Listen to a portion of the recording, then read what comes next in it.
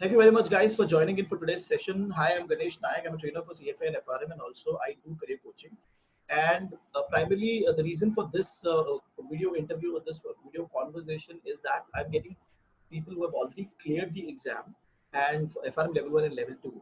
And I'm asking them few questions. I'm trying to understand what was their preparation strategy, what was the way that they used, what was their technique that they used to clear the exam, what was their journey. So that is the main discussion, so that new guys who are coming to the going for the exam recently would be able to clear the exam in a much efficient and better way, and they can get help from this experience. Okay, so for this discussion today we have Mr. Deepak Singh. Okay, and he has cleared both FRM level 1 and level 2. Hello Deepak, how are you doing? Hello, good evening. I'm Great. absolutely fine. Great. And thank you. First of all, thank you very much for taking out time for this quick discussion and helping out students and guiding with your experience. So, before we start out with this discussion, I would like to have your small introduction, what you were doing before FRM. So I have completed my full-time MBA and I did that back in 2007. So for 10 years, I have been in the asset management space, which is all more generically known as mutual fund, for close to 10 years, from 2007 onwards. And I was a full-time MBA. Before that, also I had worked as a graduate, but that was in separate industry. I've been in finance since 2010. I've been mostly on the distribution side. So my profile actually entails giving the arms and ammunition to the distribution setup, because Right. mutual funds usually don't directly sell to the clients, or back then never did. So the arms and ammunitions, in the sense of all the product details, presentations, etc., etc. We provide to the distribution channels and banks, etc., that use. So that has been my profile for since 2007. And I apart before actually starting FRM, I was already a CFP. I was a certified financial planner, of course, but that was nowhere close to FRM. It only required 2 or 3 weeks of preparation. And apart from that, we have to do certain certification exams that have to be done once in 3 years. Again, those exams are not so hard. So after 2007 onwards, I had actually never taken up a challenge in which was so deep in terms of academic, requiring 200 hours plus per level. So that's in short my background. If I may have missed anything in specific that you would like me to add, you can This point is me in that perfect. This is direction. perfect. So basically, the audience will have get an idea whom they are seeing and what has been his background, so that they can relate it and see. Because, like you mentioned, you had a gap of around 10 years. Okay, before you went for the FRM. So, what was that trigger point? What was that thing that made you go for that exam? So I'll take that in two parts. One, of course, FRM. I knew about FRM back in my MBA days, since I was part of the industry in 2008. So I saw the global financial crisis happening right in front of me. The appreciation for risk had actually gone up during that time. That yes, you have to be cognizant of this.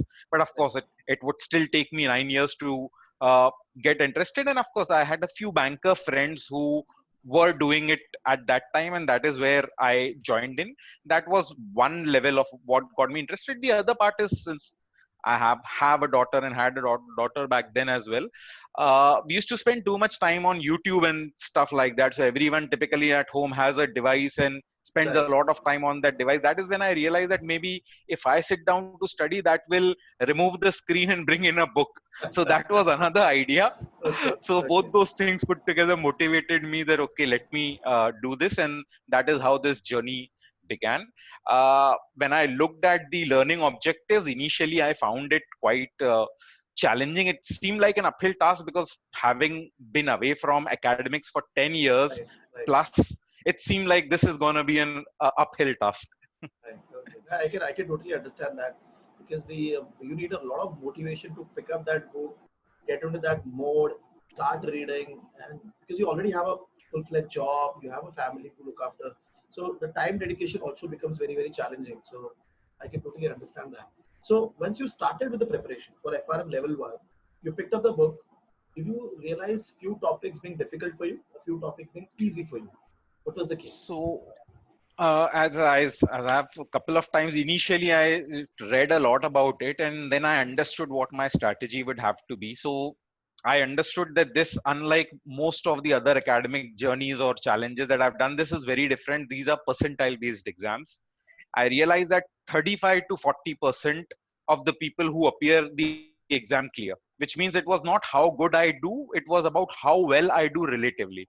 So I started from day one. My objective from that perspective was very, very clear. So out of that 100%, I realized 10% will be from absolutely top academic institutes in terms of engineers and MBAs who will, as it is, crack it. Remaining in the remaining 90%, 30% will make it. My objective was to be in those 30%. Okay. Very simple as that.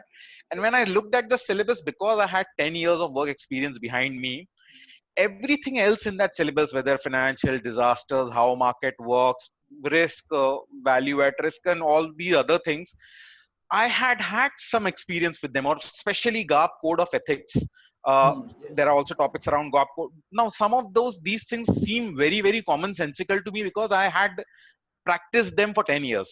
Right. The theory part or the financial understanding, financial knowledge, because I was in the thick of things for 10 years, some of those things were relatively comfortable for me. And I also realized that I will be up against some young students who have perhaps recently done their MBA graduation, who will be very good in quants. So I realized that in all the other areas, I will have a upper hand, except for the area of quants. So my strategy very clearly was to give disproportionate time to quants, and that's exactly what worked for me. In the last, I had taken a leave. I was fortunate to get a 2-week leave, so that makes it 14 days of preparation.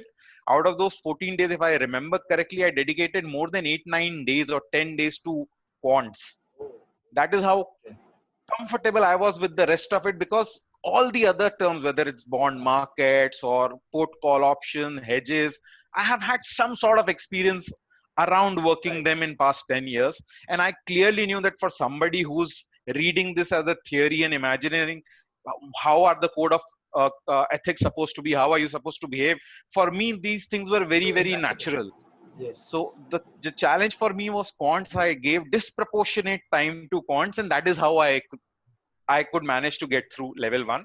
Level two was even more interesting, very, very interesting, because then it became, I got into the thick of the things, as in how things happen in the industry. There was one more difference. Now, if I remember from the time when I was a full time student back during my graduation days or post graduation days, back then one had to study, but most of the theory or discipline was just you have to occupy your head with this. There was no clear objective. Why am I doing this? Whereas the difference now, except for the quant part, which seemed very challenging, everything else I actually enjoyed the process of reading through securitization, liquidity challenges, liquidity crisis, because I had seen a liquidity challenge in 2008 as well. So a Right. lot of those other things were so much interesting for me that at times it almost felt like reading a fiction novel when I was reading some of these books. Yes, make no mistake, some of the parts were very, very challenging, but my always at the back of my mind, I had it very clear that I have to be good relatively, and I knew what is my audience that I need to do better than, and that is always what was the Right. Right. objective. So And primarily of course, two things which I can summarize is basically you knew what was the weakness and you focused heavily on that weakness and you had definitely had the confidence on the strength side. Secondly, you were able you why that strength part really played well for you because you saw that working. You saw that thing in real life also.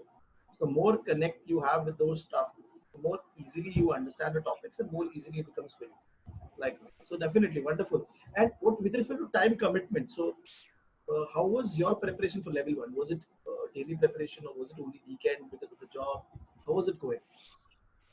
so I used to so living in Mumbai is a challenging place when one has to spend a lot of time traveling, end to end, door to door. One ends up spending anything between 3 to 4 hours in a day traveling, which translates into 24 hours in a week. So on a day to day basis, I always attempted to have some preparation done, but I used to compensate heavily during the weekends. Used to try to sit through long sessions for 7 8 hours in the weekend, because I was doing it after such a long time. Initially, my neck, etc., also used to pain because I was not used to sitting for that long. But yes, I often used to feel guilty during throughout the week that I'm not spending enough time studying. Yes. But I used to make up for it in the end. One thing more I realized that the way it works is one has to be decently prepared throughout the journey of 6 8 months, but you really have to up the game when you get closer to the exam. And if you have the privilege of leaves, then those last 14 days you can really make a difference. Of Right. course, if you enter those 14 days not having seen most of it, then That was a it's a bit lost difficult. battle. Yes. But Yes. if you have decently prepared and you up the game right in the end, you have to, because all one has to do is be better than 60% of people on that given day. I really like that logic, and I can realize that what was the strategy primarily, not to be in the really top 10%, but okay, be good enough to clear the exam, and that is what actually matters. You have to play smart rather than playing very hard. That's what it is. So in the day on the day of the level one exam, so can you tell us what was that situation? Out of 100 questions, how many questions you were comfortable? Was there any blank answers that you have to give, or any direct last minute tick answers that you have to do? So I think my experience had always been, and of the things that I'd read also about it, is that the FRM exams generally are very very difficult. And because the exams are very very difficult, if you do well, you will still clear. So my effort one was to attempt or spend time on questions that I was relatively confident. Right. Also, the attempt was to attempt maximum questions, all attempt maximum questions, not haphazardly or not half-heartedly, but try and attempt maximum questions so that you have better probability of clearing that through. That Right. was the thing in level one. Of course, coming back, I was very conscious that other than stats, the other Mhm. things are my strength. So I dedicated, so to clear it off, I also made sure that the other things I do well and also do moderately well in stats. If I talk about level two, of course, level two was a different ball game, because level two, of course, the level challenges go higher. One thing that I had noticed, and I remember when I walked into that classroom of level 2 exam, that majority of the people were wearing specs. So I realized that this is a very studious lot. Okay. Okay. So, but Okay. level 2 again, because I had experienced level 2 relatively was simpler, and the other thing is because I had so good guidance from you. And like I always believe in that when a concept or discipline is very complicated, there are two ways to do it. Either you read it 7 8 times so that you understand it, or the other approach is instructor led, where somebody who really has seen it over the years puts it in such a way that you understand it in the first go. If you have the luxury of time, you might well as read 8 times. Right. But the approach of instructor led really worked well for me. In level 2, I very clearly remember first 25 minutes in the exam and I knew, boss, I'm through. I made it.